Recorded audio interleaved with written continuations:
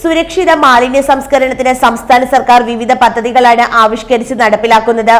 എന്നാൽ ആളുകൾ മാലിന്യ സംസ്കരണത്തിന്റെ ആവശ്യകത വേണ്ട വിധം മനസ്സിലാക്കുന്നില്ല എന്നതിന്റെ ഉദാഹരണമാണ് ഏലപ്പാറ ടൗണിന്റെ മധ്യത്തിലൂടെ ഒഴുകുന്ന ആറ്റിലെ കാഴ്ചകൾ. മാലിന്യം വലിയ തോതിൽ നിക്ഷേപിച്ചിരിക്കുകയാണ് ഇവിടെ. ജൈവ അജൈവ മാലിന്യങ്ങളാണ് കൂടുതലും. മുൻപ് ഈ ആറുമായി ബന്ധപ്പെട്ട കുടിവെള്ള പദ്ധതികളിലെ ഗുണഭോക്താക്കൾ പ്രതിഷേധമടക്കം ഉയർത്തി രംഗത്തു വന്നിരുന്നു.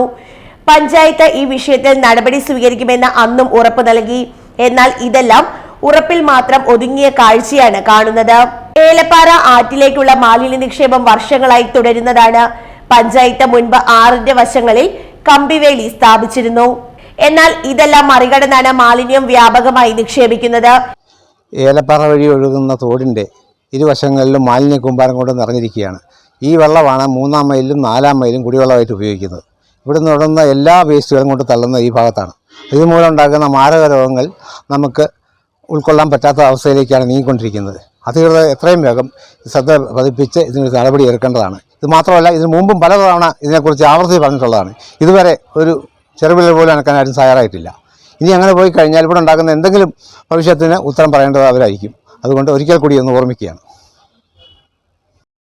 നിലവിൽ ഈ ആറ്റിലെ വെള്ളം ഒഴുകി ചെല്ലുന്നത് ചിന്നാറ്റിലേക്കും തുടർന്ന് പെരിയാറ്റിലേക്കുമാണ്.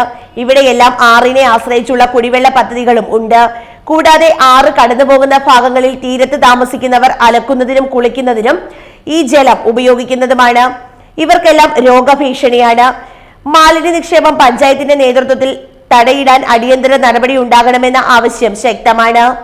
News bureau, Elappara.